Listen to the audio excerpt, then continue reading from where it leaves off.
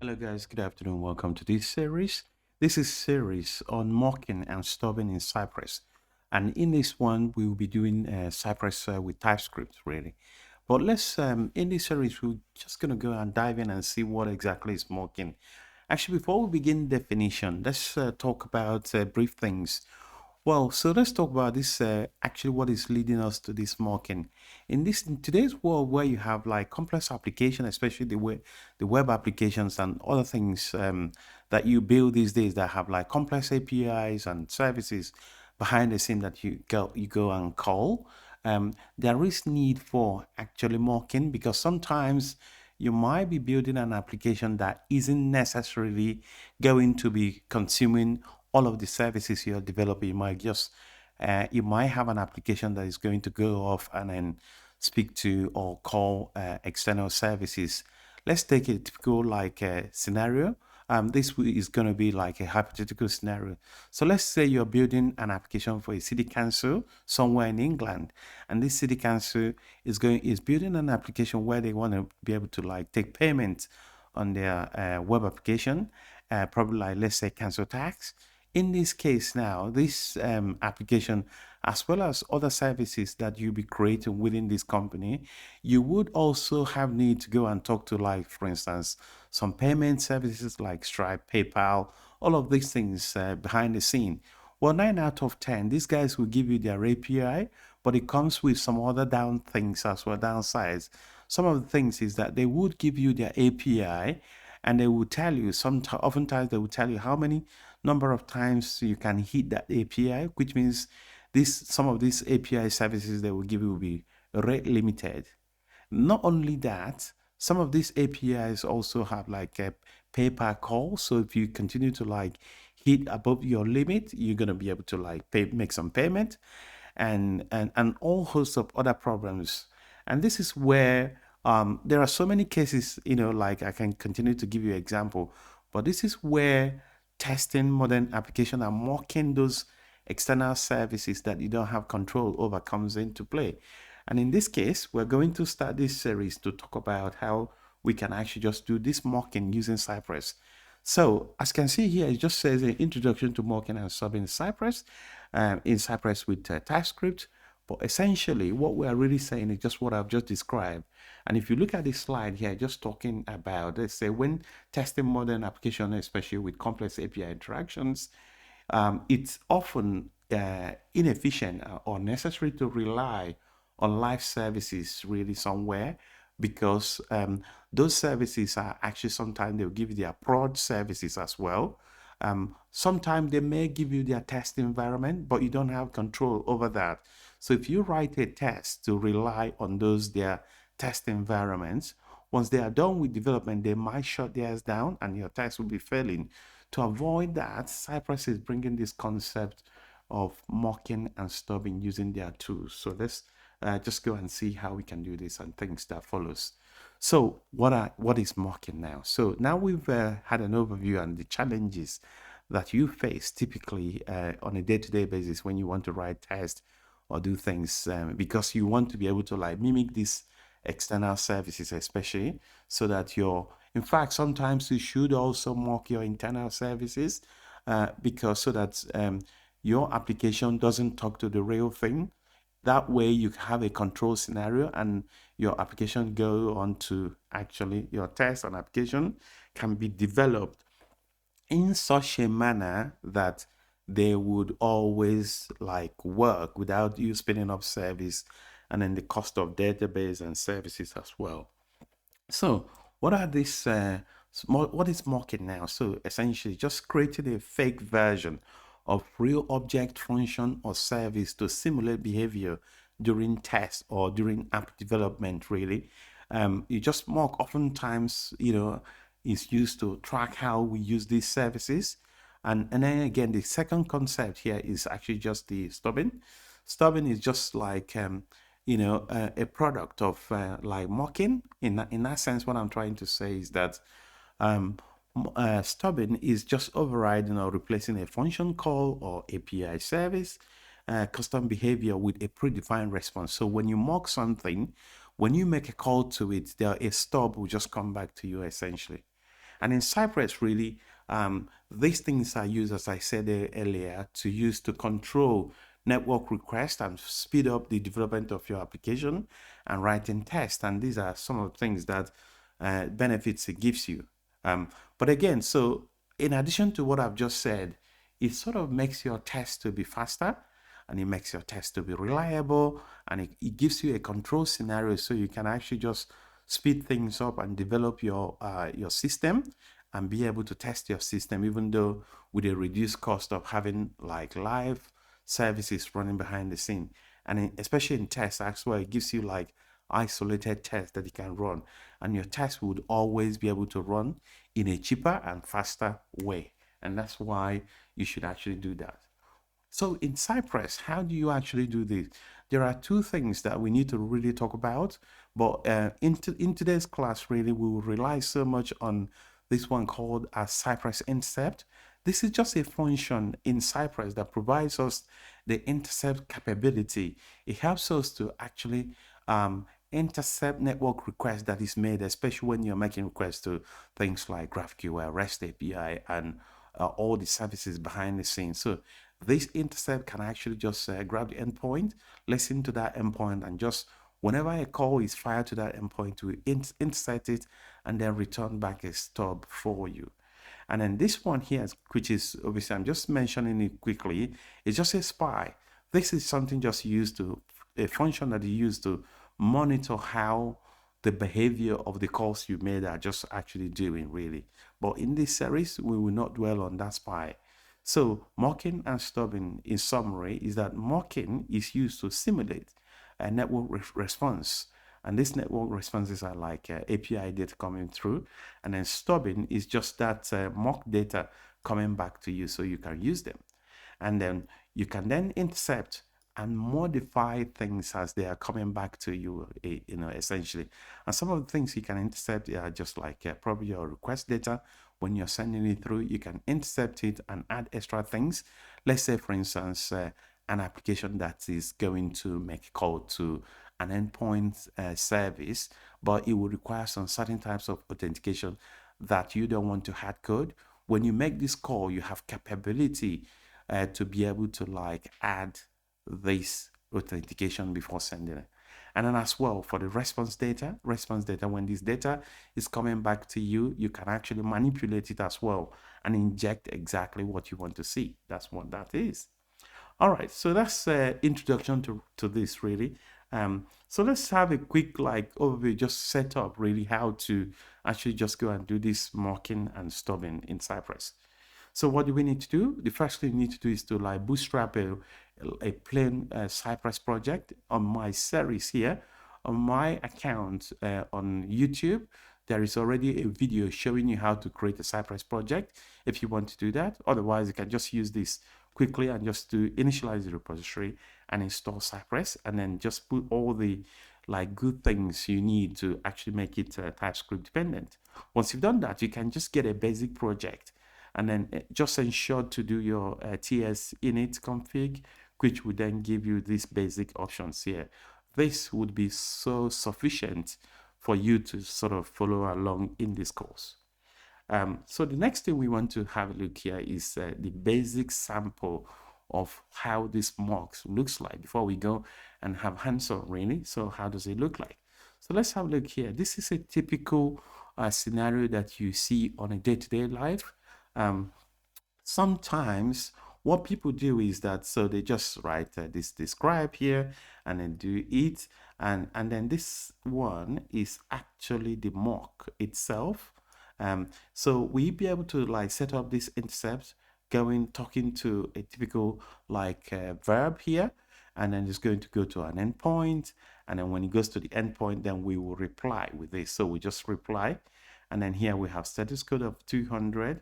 So this is saying whenever you hear a request that is going to go to a get that is actually going to get and is going to this endpoint, please intercept it and return this data. That's essentially what it is. It is saying at this point, it doesn't actually fire. All you've just set up is just a trigger that listens, kind of a listener that is sitting there. So once you've done this, now there is this bit here, which is alias, and I'll talk about it in a minute. But what this is doing is simply, you're just like kind of setting this trigger. And once this trigger is set up, it is going to like cache itself here once it executes. And now that you're done with this now, all you're going to do now is to do the test part. This is your test here.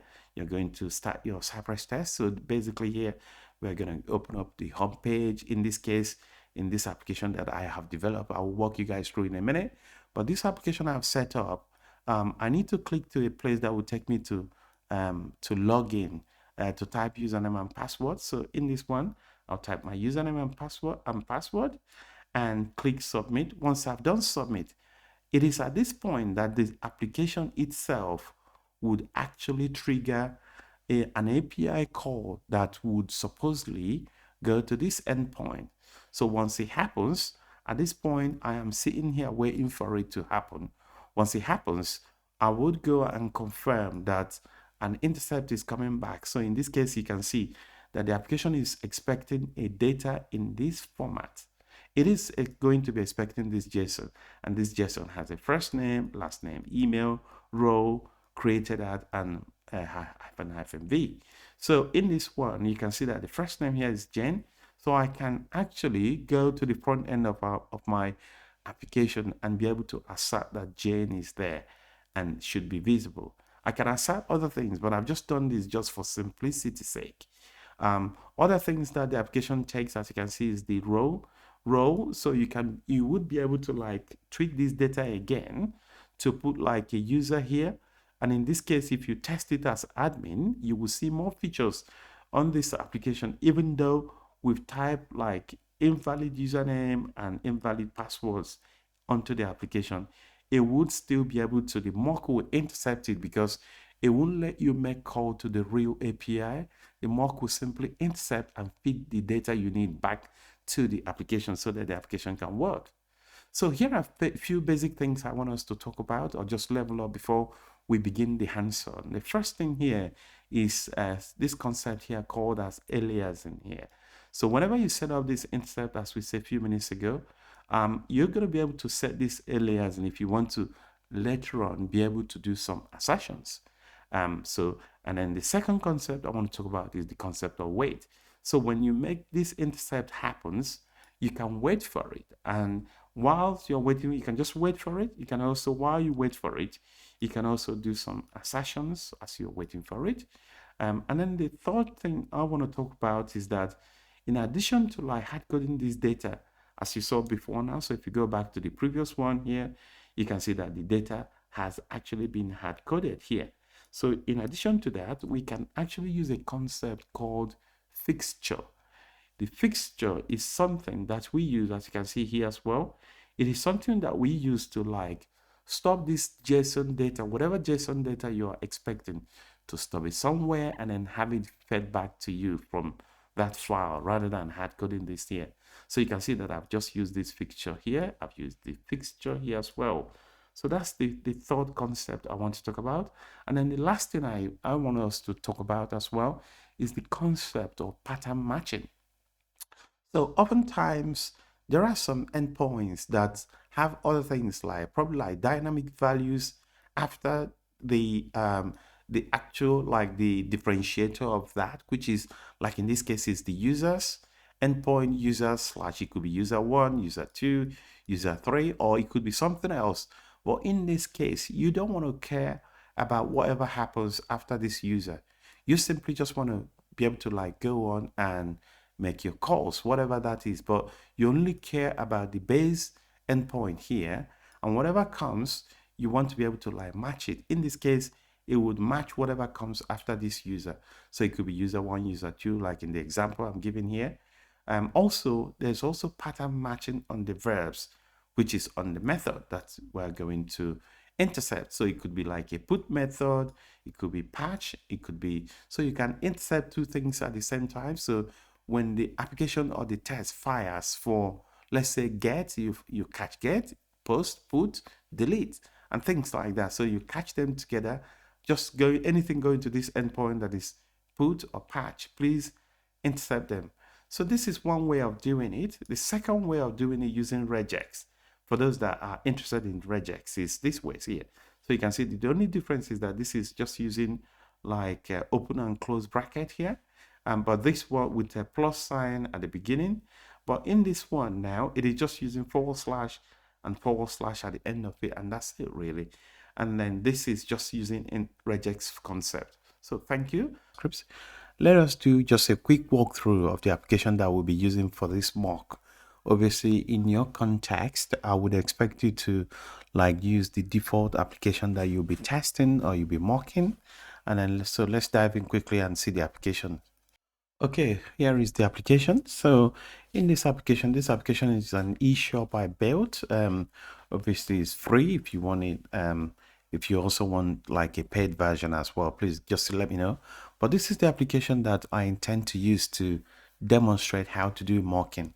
It's just a Next.js application that is that I just set up by myself. Really, just a brand new, really built with Tailwind, and there's nothing so much here other than the fact that it's just a complete e-commerce application. You can actually just log in and make a payment, Stripe payment, and then Stripe will like release the money. So, but at the minute, I'm just running the application on a local host here. So just for our demo purposes only, really. So let's go back quickly. So here is the application itself on the browser. And what this application does is really like an e-commerce, but we don't need to like really know about the rest of things here. Like for instance, you can filter and all of that. You can actually just add a product to shopping cart and then actually just go ahead and pay for that product.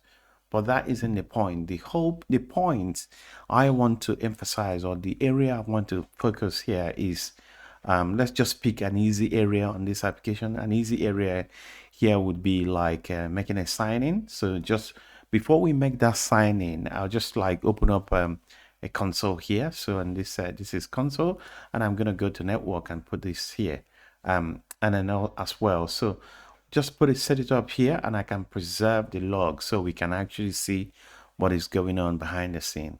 So what I want to do is just to be able to like log in. Actually, if you want, we can tag this. Sorry. So if you want, we can actually just tag this this dev2 here. Let's actually tag it because I think that will be the best thing to do. So I'll just tag it this way. Probably just let's tag it on the other way. So let's tag it this way. So preserve this log, and then let's go and log into this application. So I'm going to go here, click on sign in, and I'm going to sign in with some users that I already got. So some of this user that I got here, probably let's say, for instance, Boris Johnson. I really don't mean the actual Boris Johnson, you know, but anyway, I have signed in here. And when I sign into this application, you can see that there were some API calls that went through on the application, and all this API that is going on here, which I'll show you in a minute. Let's just focus for now on this area. So, but you can see that Boris Johnson signed in here. And Boris Johnson, it's a user as well as an admin. So you can see that as a user, he would have his profile shown, update password, and log out. These are just the basic thing that a typical user can see. But as an admin, you get to see more. You can add a new product, you can view products, you can view orders, you can view users. So that's what this person can actually do. So and obviously maybe like an upcoming one, I would log in as someone who cannot actually or who isn't actually an admin. In that case, really, I think I'll find someone who's an admin and just try to log in with that. Just okay, so I found a user who is called John Doe. All right, let's sign on as a user who is just a simple user who doesn't have an admin privilege. So let's just go here. I've got a user here who is called as John Doe, and John Doe at Testma. So I'm going to type that in, and I'm going to go and grab his password. His password here, I'm just going to copy that because obviously I created this user before coming online. So I'm just going to sign in. There it is. So I can actually just save this user. So this is just a simple user.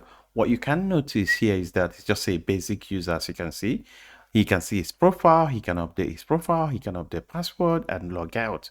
That's all he can do. Whereas the previous user who could actually like administrate on this user and other things as well in the application. So this is the bait. This authentication of login and logout process is what I really want us to like go ahead and mock out today so we can see. And essentially what we're going to be seeing is that I would log in as John Doe, but I would obviously intercept that and bring a data of somebody probably who is going to be logging as Boris Johnson. So in this case that I'm signing as John Doe, if you come to this API, because when you log in, the next API call that happens after the authentication one is the section one. So section happens once you done that. So if I go here, it would make a call. Once you log in, it would make a call to an endpoint call /API/auth/section here, and it will get a response code of 200, and it is a get call, and the response data that will be coming back would actually contain some data. So let's go and have a look and see some of those data. Yeah, so let's have a look and see the data. So this is section. Some of the section call happens before each time. Obviously, if you do anything, it will try to refresh itself, and whenever it's refreshing itself, it will get a section. You can see there's a section here, but that's not the one. After the credential, the authentication happened. If you go here and click, you can see that there is a user. So it brings back John Doe at john.doe@tesma.com. So it brings this user back, and this is the information that he will use and decide who is you. And as you can see here, the role of this user on this application is that this is just a user. So, but when you log in as Boris Johnson, you'll bring it and as an admin here. So let's go and do that one as well quickly. So if I just go log in here and just select Boris Johnson and log in here. So after the credentials has happened, if I click on this, you see, this is Boris Johnson, and Boris Johnson here is an admin, and that is why he's able to see more things. So what we're going to do is we're going to, in this episode, be able to just mock out so that this will no longer actually talk to the main endpoint. It will simply no longer talk to this API/auth/section, and it will just return the details back. So we would intercept it half the way and then return and then give you what we want to see. Basically, what I'm trying to say is that in this is the application. An application would normally typically just go and talk to the API here. So here is the API, and then here is the UI. So, and what happens in this case is that when we make call API, we furnish us back with the data. And this is what the UI we use to decide what to display and what permission to give anybody or what access to grant them. So in the second case now would be the intercept will then come in between.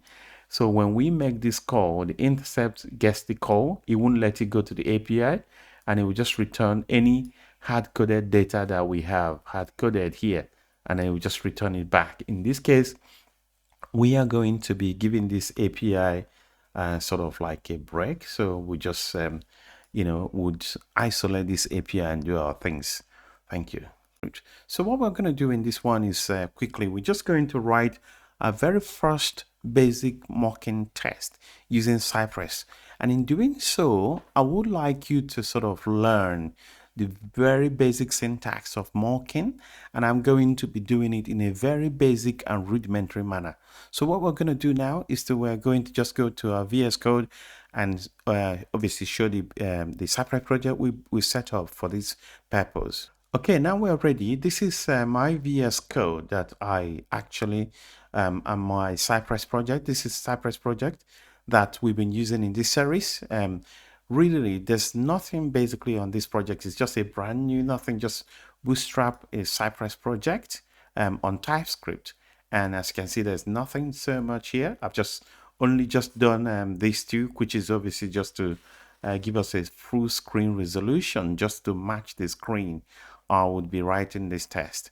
And again, these are just basic things. Here, I have just written a health check, really.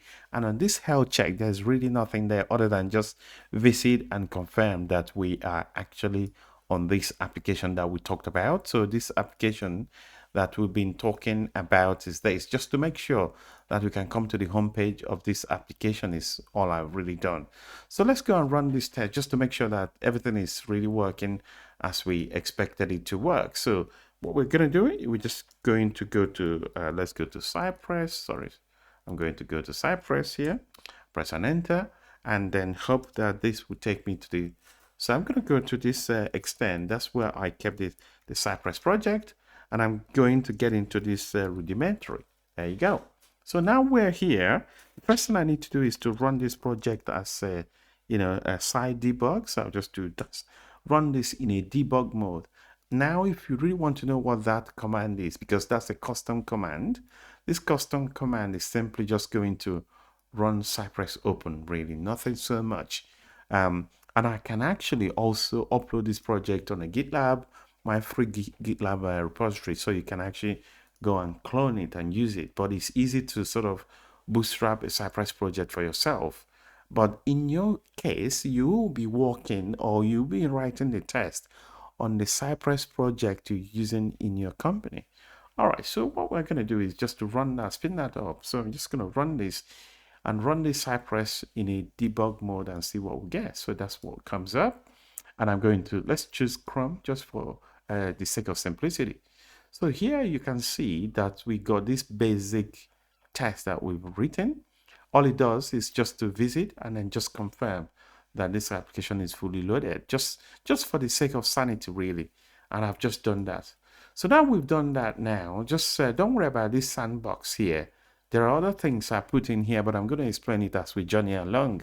So what we're going to do is I'm going to start writing this Cypress mocking test. So the first thing I want to do is to obviously collapse this whole thing, open it up again so we can know, go to Cypress and then go to E2E. Within this E2E, I want to create a directory. Probably let's call this like, let's say login mocks. So, or I can just say, let's say login mocks, like that. So that's just a directory.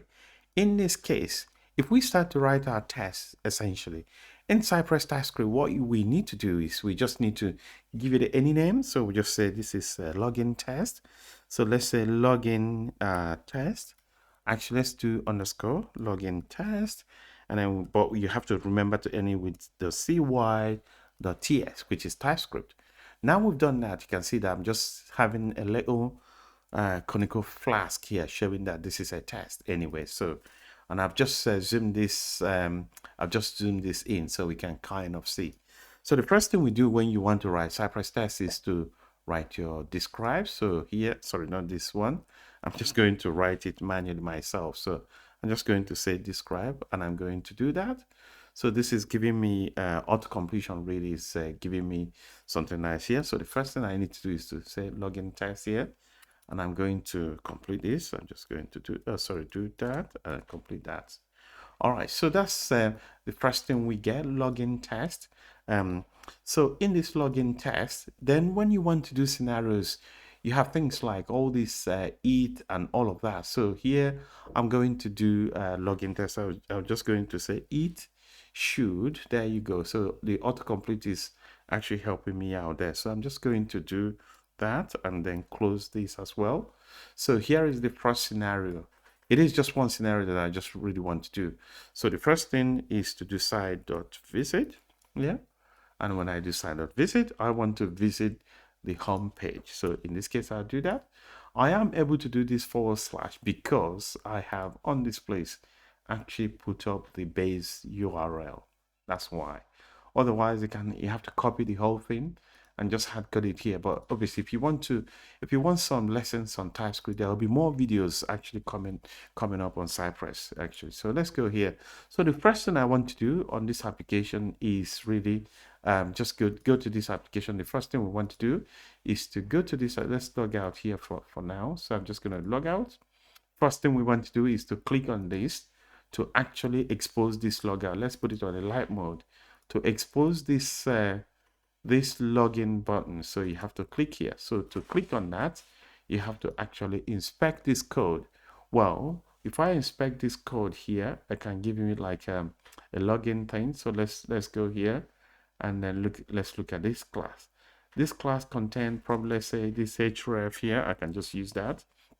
And I'll just go here and just do the second one. The second one is I want to say cy.get, and I want to get this. Then I want to get, and I want to say that's I think that is an anchor tag of href, and then href there is login. Click on that. That's the first thing. So that I will click on that. So once it clicks on it, the next thing you want to actually aim to get is actually not the test. The next thing we really want to get is to inspect this, to type username, type the password, and then log in. So let's do that. I'm just going to inspect this, and I'm going to click on this. The input tag of type, let's say placeholder, type your email, and a password one will still be, so if we go inspect, and then go to password, it will still be like input tag of type your password here. So I'm just going to really copy. In fact, let's copy all of this so it will be easier for us. And then also the submit button here would be, what is it? So submit button is a button of type submit. That should be enough, really. So let's go back and write all of this code. So the next thing we want to do is to do cy.get, and I'll type here. I don't want to use this, but obviously it's giving me something to work with. So here I will just get rid of this and just say placeholder of type password. The other one was of type username. I think it was of type username. Sorry, of type email. Yeah, actually, so email. Type your email. And what's the email address you want to type? We're going to type in the email address that we talked about, which is johndoe@tesma.com. So I'm going to put this here. It is going to type this, and then again I'll copy paste this just to repeat. And this time is just a password, isn't it? And then I'm just going to go here and get the password. So let me just copy the password over here and then paste it in.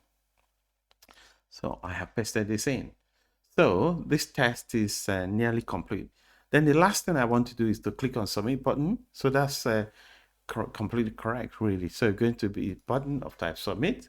Once we've done that, we are going to, obviously the next thing we need to do is to just go and confirm that we are actually logged in, really. So if we log in, so the next thing is to do, probably let's find the information that is contained on that. So let's do like, probably let's say contains something like, let's say, let's see what we can see on that application once we log in. Okay, this one is not logged in. So let's find whichever that is actually logged in. So this will say something like John Doe. Let's just confirm that we can see something like John. That should be enough, really. So I'm just going to minimize this one, and I'm going to say that I'm going to see John. Okay, so then it should be visible. So this should be enough. If we run this test, guys, this test will simply, as you can see the way the test is, really. If I run this test, actually, let's just zoom it out so you can confirm the whole thing all in one screen. So here it is. If I run this test will talk to the actual API endpoint. But let's run it anyway just to confirm that the test works, because at this point, we haven't actually set up the mock. So let's go back to the code, and let's go back to the specs, and let's pick up this login test. Hopefully everything being all right. There you go. So John Doe is logged in, everything passed. And you can see that the word John is actually visible on the page as we actually expected. Everything worked. Now, because everything works, if you go back, you see that probably if you retain the history, you could actually, so if we actually preserved, I don't know if Cypress will let us do that, but you would actually see that this actually preserved. Let's rerun the test and see if it preserved that actually for us. So let's go back. If indeed it did, so you can see that there are things coming down, and you can see that clearly see here that is actually hitting this endpoint. It is actually making a get call, and it's returning status code 200. And if you go to response, you can see this is information that is coming back. This is interesting.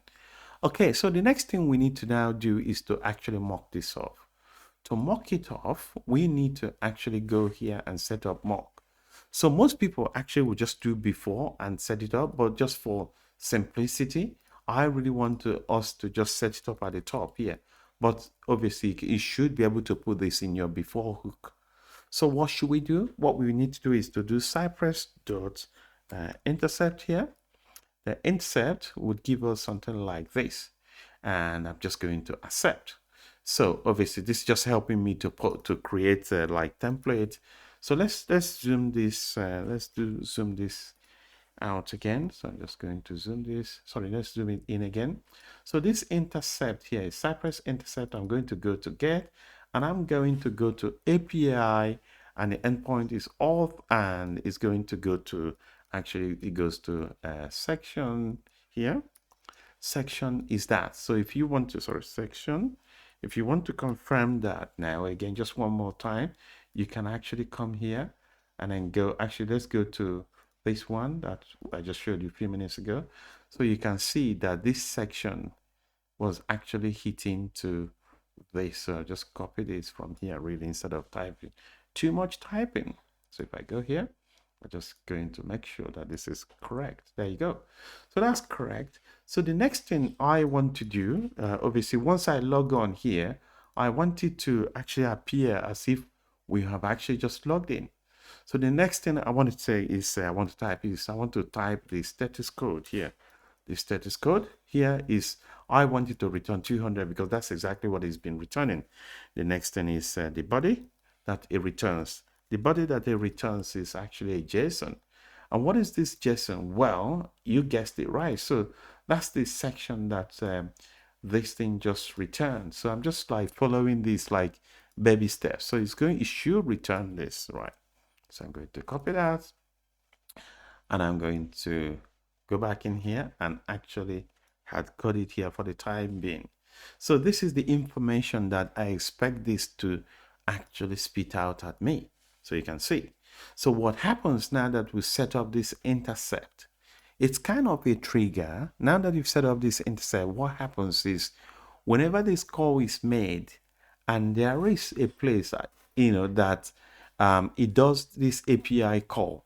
But this API call, talking to this section happens whenever you click this submit button to actually log in. So the API call happens at this stage. So API call to or API to /API/auth /section happens after you've clicked this button. And once it happens, what we want to do is we want to do cy.wait at login.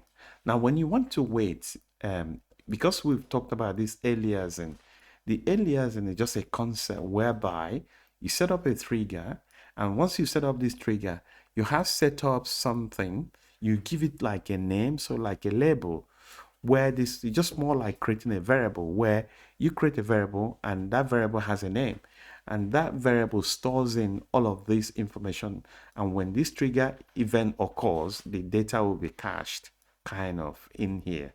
And that's what I'm waiting for. And I said it is at this point that this call would happen on this application. In the application you'll be testing, it will be important for you to actually know at what point the call would be happening. So in this case here, it is at this point that it will happen. Once it happens, I want to actually, this would actually insert it and then do what it needs to do. And then all of this will still pass because at this point, the data we feed in here is still exact same data we're expecting. But in this case, believe it or yes, this intercept will now kick in. It will no longer talk to the real endpoint. Let's go to the test. The test should still pass as we expected. There you go. So test is still passing. If we rerun this test again, just manually, the test should still pass. But as you can see now, the test is no longer going to the endpoint. If there's a way of confirming this now, we can go and confirm that. But for now, that's not the case. How we will now be able to verify that this is still working now is we're now going to change some of this data here. So instead of John, shall we now say Jane? Instead of Doe, shall we now say Bond, like that? And this is going to be Jane Doe. So this is Jane, and this is going to be Jane Bond at tesma.com, something like that. So the test will now fail because you try to log in, the login will be successful, but the intercept will kick in and actually return its own data, which is the data we have modified. This is the data that will be coming back, and this assertion will now fail because you'll be looking for John. Let's go back and confirm. There you go. So this is now saying contains John. So essentially it doesn't contain John. If you look here carefully, if I just zoom this a little bit more, or if I just zoom this a little bit more, you will see that this is now Jane Bond instead of John Doe, and this is jane.bond at tesma.com. So you see that the intercept is actually working because it's no longer actually going to talk to the API.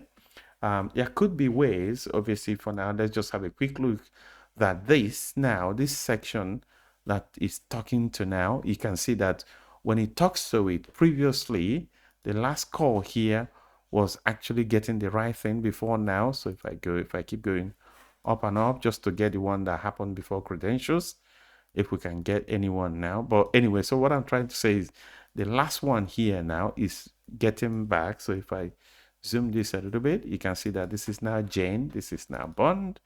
Jane Bond is now what is returning. Again, it's still hitting this endpoint, but intercept kicks in. And so when you hit this endpoint and it is a get, please return static code 200 and the rest of things. Okay, so that's that really.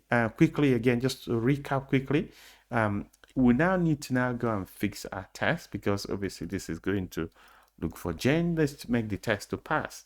If we now go back, the test should now pass. There you go. So the intercept is now fully up and working.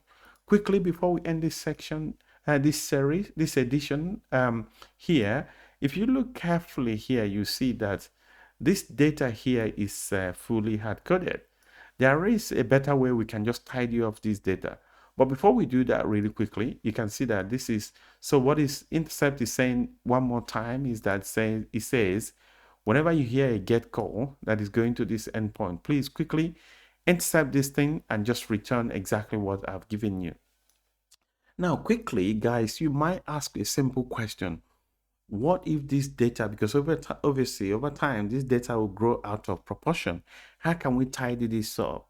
Well, there is a better way of tidying this up, guys, and I'll be showing you guys that way of cleaning this up using something called fixture in the next episode. Thank you so much. We can clean off this data that is hanging around. As you can see, it's really unpleasant, and if anything changes within this test as it is now, you are going to manually in all of your tests begin to actually manually fix each of these data.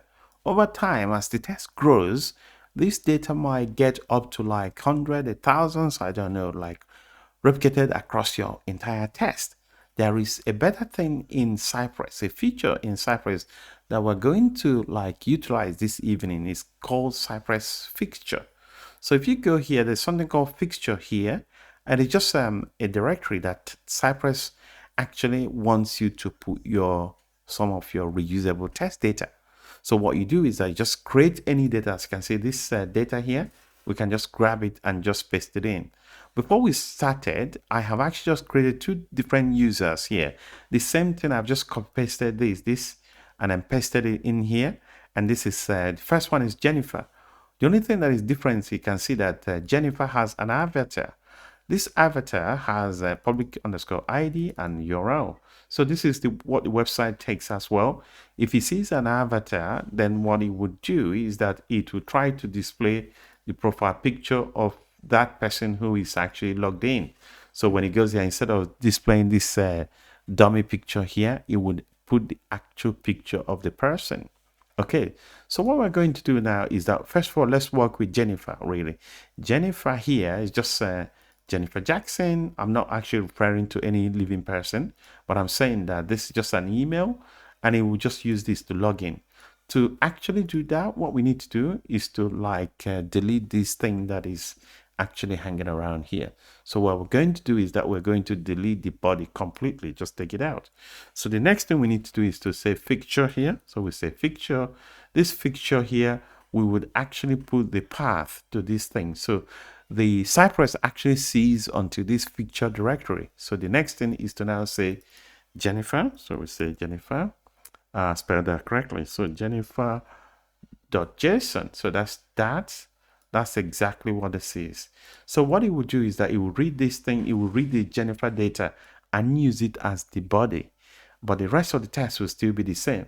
But because the username here has changed as Jennifer, so our test needs to be updated. Otherwise, the test will fail because it's still looking for Jane. Actually, let's leave it to fail so we can know that it works. So let's go here. The test will have failed. There you go. So it's now looking for Jane. But if you look here, you see that this is Jennifer. And Jennifer here, Jackson, J.Jackson is what is when the intercept kicks in. If you try to, so let's go through the test will visit here. And we'll just go here and click on this and then go down, type John.doe. John.doe still exists anyway at the API, but because we're not getting to the API, once it kicks in, it clicks on this, it would simply just actually return it to intercept this Cypress section and then just gives us whatever in it has. So here is the Cypress section. It would kick in and it will return Jennifer here. That's as we said before. And if you want to see again just one more time, we can actually just try to go here and then try to see what is actually returned. I think the last one here should be the one that has that. So there you go. So this intercepted and returned back to the application. So it returned actually Jennifer Jackson, and that's really good. So you can see that everything is still working. So this entire web application, it's no longer talking to its API regarding login, and that's exactly what it is. So as we've said that enough time now, so you can see that this is quite clean, and then this Jennifer data that is located here can now be reused over and over. So let's make this test to pass. To make it pass, what we need to do is that the person's first name is Jennifer. If we go back, the test should be green. There you go. Test is green. Thank you, guys. In this episode, guys, we are going to look at how to do different scenarios, how user can log in. The first thing, we're going to mock scenario where the user is simply just a user. The next one, we're going to mock a scenario where the user is an admin. Well, let's begin. Up until now, we have been mocking out scenarios where the user is both admin and user, but let me show you now quickly. So if we go here now, you see in Jennifer, you see that Jennifer here is an admin here. There you go.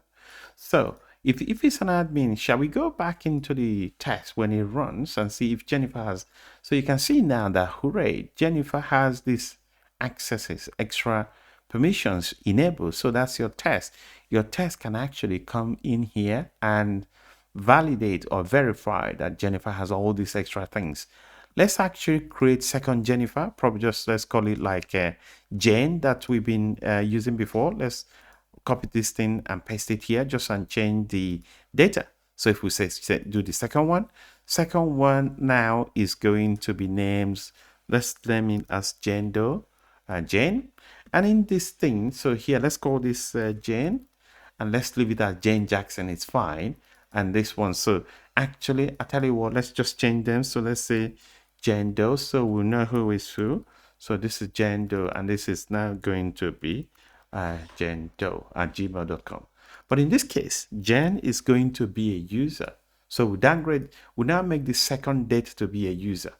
Okay, so let's see how we to behave anyway. So in this case, we need to like probably just copy this test and create second user behavior. So let's go here and say this is login underscore as a user, whereas the other one was login as an admin. So let's type that. Let's do that.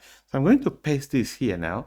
But in this case now, as we said, this is going to now be Jane.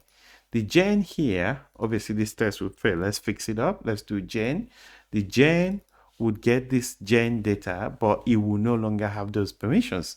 Let's go to the test and run this test. So this is an admin one, as you can see, is having this four extra privileges on the application. So let's go and see scenario when it is Jane. So this is as a user. Let's run this and let's see what's going to happen. Well, we're still using the picture of the same lady anyway, but it's Jane Doe and Jane.Doe. But if we click on this, you see that it doesn't have all of those privileges. So now you have been able to like test the second scenario without even going to the API to actually get the data. So this is the way you can do and manipulate different data so you can have more scenarios and being able to test your application in a robust way and in a very efficient manner without actually hitting the API, incurring the cost and all the rest of the things. In this episode, guys, we will be looking at scenarios where we can now see the full parameters that you actually pass to this user here. So up until now, we've seen just how to pass get and how to pass the API endpoint. But what other criteria or parameters are still required? Well, I'm going to show you in a minute. But before we do that, really, because this one is log in as user, shall we not name this one as login as admin, something like that, so that it can reflect as admin here? That's what this test has done. So before we move on to that now, let's now create like a new one here. So this will be login. What are we now doing? So in this case, we're going to see all parameters. Let's say with all params .cy.tx here. Press and enter. So actually, I would copy all of this thing because there's no point actually just rewriting this test. But guys, what we just want to do simply is how to see all of other parameters. Yeah, you can continue passing all these other parameters, but when you want to feed in other parameters that are involved in this one now, the best thing to do really is to actually try to rewrite this. So to rewrite it is actually quite simple. So you just go here and do cy.intercept, and as it's intercepting, so we'll do intercept. Sorry, I can't type. As it's intercepting, so what we want to now do is that we want to now open up passing an object parameter here.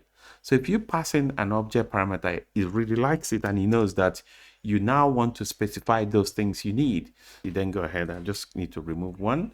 You now go ahead and say equals implies this and you get this. So just save and it will auto format itself.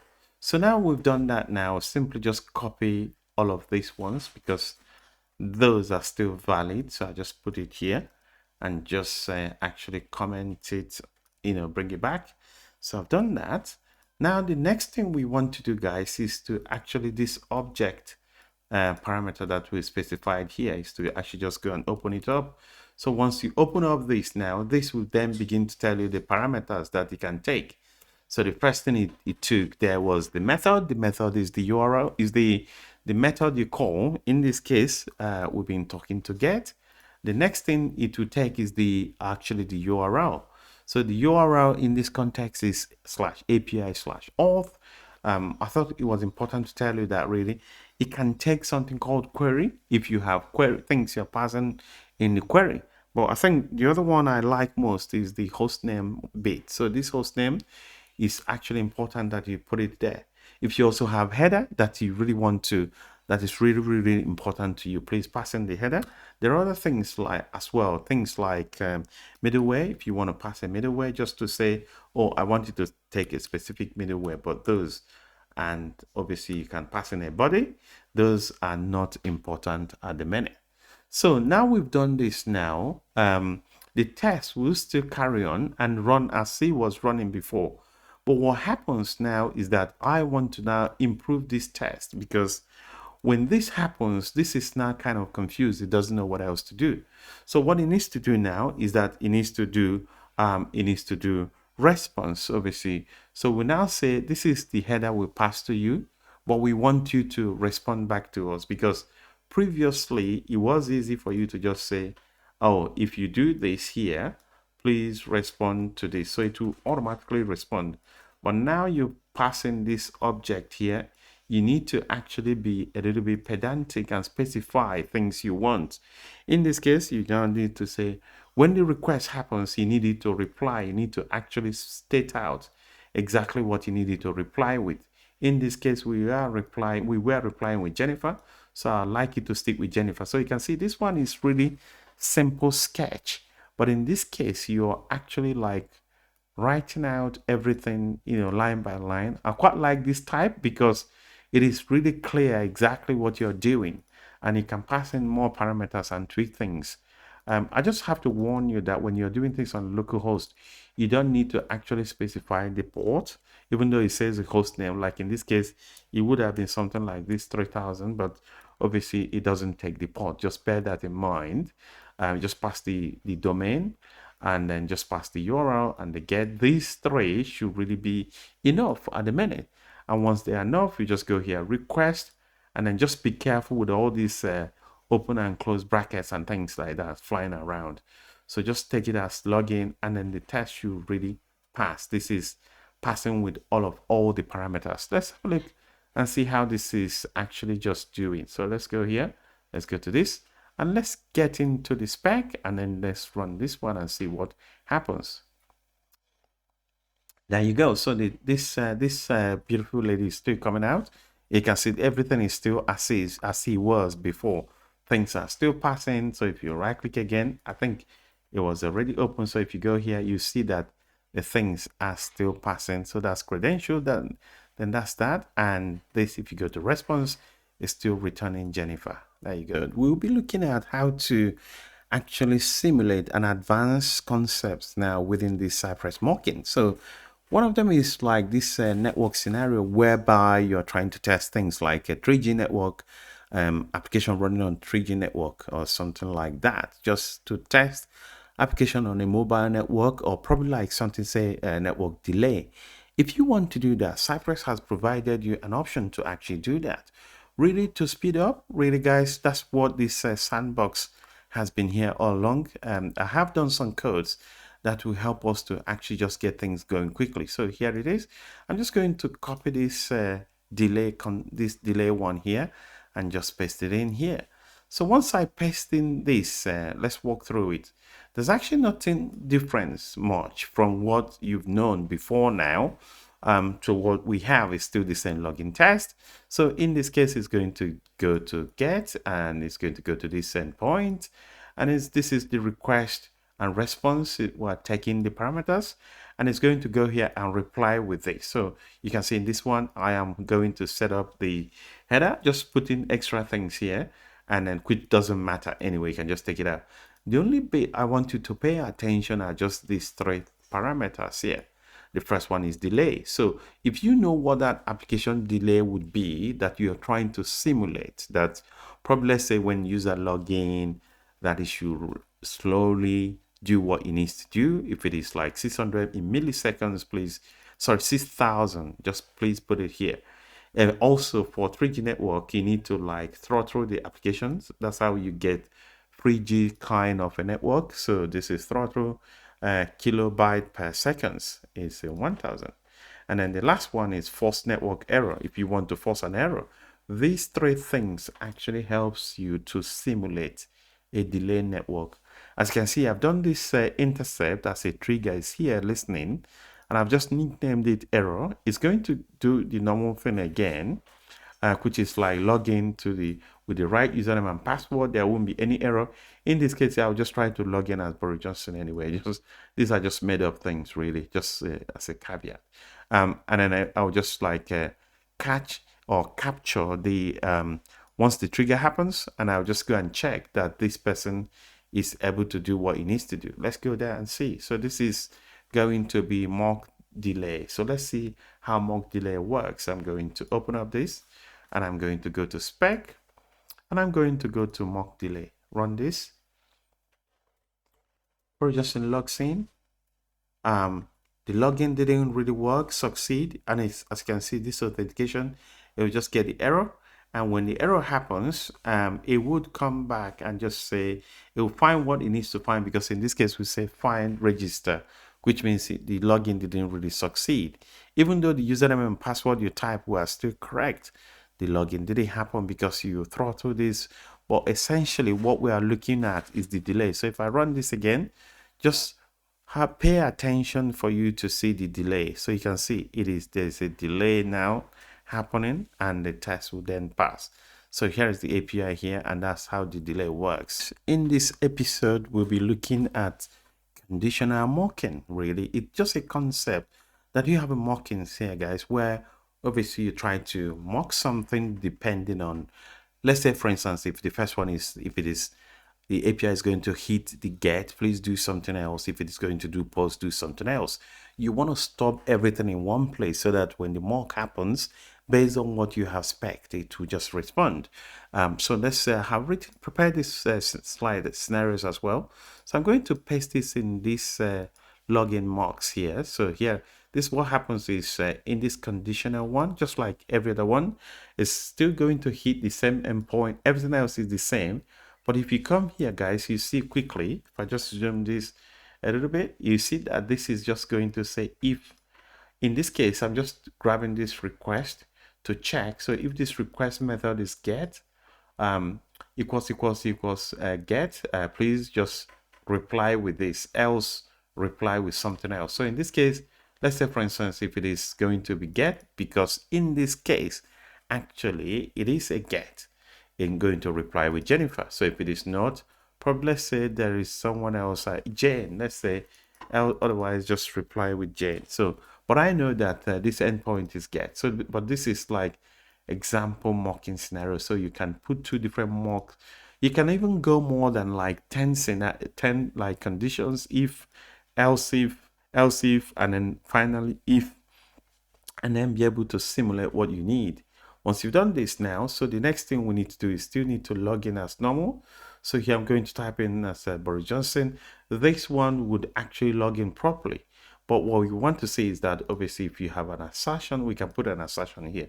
Actually, let's run the test first, but this will wait for it to occur, and then the assertion will then kick in. But in this case, we haven't got an assertion, and also this here. Also, this is a different other way you can do that. You can say if the response body.status content failed, please do something. So there are so many ways you can do conditions. So this one, just go wild with your imagination how you want to do that. There's no limit. I just put this dummy one just to give you an example here. So let's run this test quickly and see where we are with that. So I'm just going to go to spec and just going to go to conditional and run the test. So there you go, we log in with Boris Johnson, but again, our mock return Jennifer. So again, just to make sure that it works, you can actually change this to, let's say you want it to return Jane. If you wanted to return Jane, this will still simply just return Jane. There you go. So the data that will come back will be that of Jane if it succeeds. There you go. So if we go here and click on this, the last one, where is that? I saw it a few minutes ago, it just disappeared. So let's rerun this and just wait for it to finish. There you go. So that's Jane. There you go. So that's Jane. Jane is the one that is actually logged in at the minute. In this series, and in today's episode, guys, we'll be looking at how to simulate error. We have seen error before when we were talking about delay, but I kind of didn't really want to point it out. When you set the status code as 500 as an example, that is kind of like your internal server error. So you can set up whatever error you have. But we talked about error there, so you saw the application failing, but I didn't really want to explain it there. So let's talk about it here in detail. So here, if I just expand this out, so here, so make the same call, the same place again, but this time around, these are just, like I said, these are just the two parameters that you need to reply with, and there will be an error. So depending on the error, it could be error 404, something like that, whatever it is you want to do. In this case, it's error 500. You can also put the error body here. When you run the test, you will get an error. So this will catch it here. It will try to type Boris Johnson and its password correctly, but this thing wouldn't be able to accept that because it will just give you an error, and you can see register or probably something like login because it wouldn't succeed. So let's go and run this test and see. The test name is mock07, and let's run it and see what happens. It wouldn't actually, it will give you an error. So we're going to go to spec, we're going to go to error, mock7 error. So there you go. So the test will pass, but you can see the error here. I made the test to pass because its assertion will simply just be looking for this register. So if I hover here, if you look over here, you see that it will be unregistered because it didn't really log in. Or maybe you can just look for sign in, something like that. But you can see it didn't log in, even though the username and passwords are correct. The mock will just return an error 500. If you go, also if you actually inspect, I suppose that you should really see that. But let's quickly see. So you can see section is giving you an error here. It didn't log in. It's just giving you error, internal server error. And that's how you can test that scenario to see what this website or web application will do when error occurs. It's really an interesting one, really. In this section or episode, we are going to be looking at where you want to pass in extra header to actually make a request. Up until now, we have seen how you can pass, like where we said all parameters, we saw how to pass the headers, like pass header and things, but there might be, and in this case, we pass content type application/JSON. So these are default API headers. But what about where you're going to pass in not just an extra header, but just custom header? I think that's what I should name this. So if you want to pass like custom header, how do you do that? So custom headers are things, or like extra headers are the things that you actually made up. Like let's say, for instance, the application you're testing is going to use something called, let's say, I don't know, let's say alt or whatever, and you want to pass it in. So let's see how that happens. So if I go to this custom header, so in this case, guys, here, I'm just going to expand this out again. So the same test going to the same endpoint, but in this case, I am going to pass like basic authentication.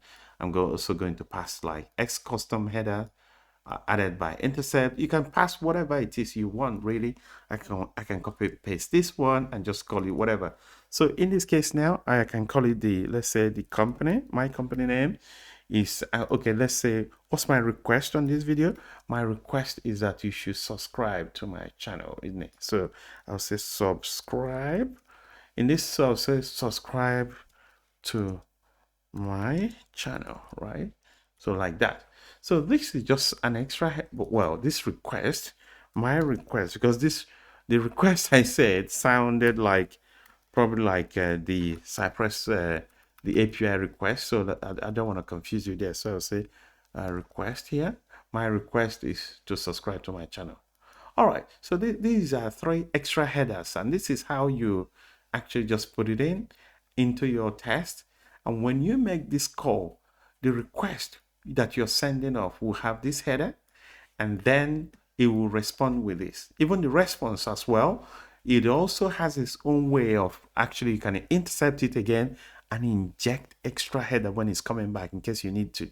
So it's going to make the test again. It's just going to make the request, and then it would actually intercept it, confirm the header. But I want to do an assertion here, because 9 out of 10, you're not going to be going to the back of this, because you're running automation, you're not going to be coming here to actually check those headers. But as you can see, here is the request. This is response header. Also, if you go to this one is the general header, response header, request header. So these are the request header that you normally have. But let's see how we can manipulate it actually. But as we're manipulating this now, guys, you can see that here, I am going to go and check that this request.header should have a property as custom header added by Cypress intercept, which is the first bit here. I'm going to check it. I'm going to check the second one, that the second one is saying that it should have, this header should have property authorization. We can also check the third one, guys. So let's do the third one. Let's actually just go here, and let's go here and just paste it in. So the third one is saying my request. Okay, so it should have a property called my request, and then again it should be please subscribe to my channel. I'll just do that, and I'll just come here and I'm going to actually put it here, and it should pass. So these 3 assertions would actually log in, and as you can see here, when we log in, I am going to return Oliver's data, and I'm going to be asserting for Oliver. God helping me that Oliver is still correct. And the test is called custom header, really adding extra. It should have been extra custom header. So let's run the test anyway. So I'm going to go here, go to spec, and I'm going to go to custom header test, run it, and see what is going to happen. There you go. All right, so the first one, you can see that it has the property, everything passed really, meaning that it found all of them.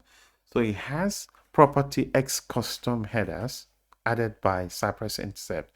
Second one, to have extra this thing called authorization, basic authorization. And the third one is the one we just added, which is to have header called my-request to be subscribed to my channel. And then it goes on to find Oliver Jackson, as you can see. So this is Oliver Jackson here.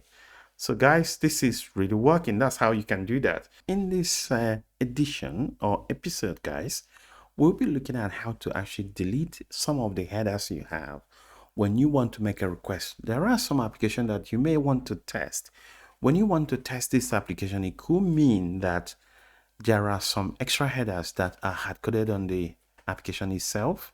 And then when you make this request, you would inject more than the headers you need. In that case, you might want to delete some headers that are giving you trouble just to get your application to pass. There might be a scenario like that. So in this case, I prepared this slide quickly, just like the previous one. But this one, basically, I've just added these two custom headers again. But in this case, I've just shown you how to actually delete it.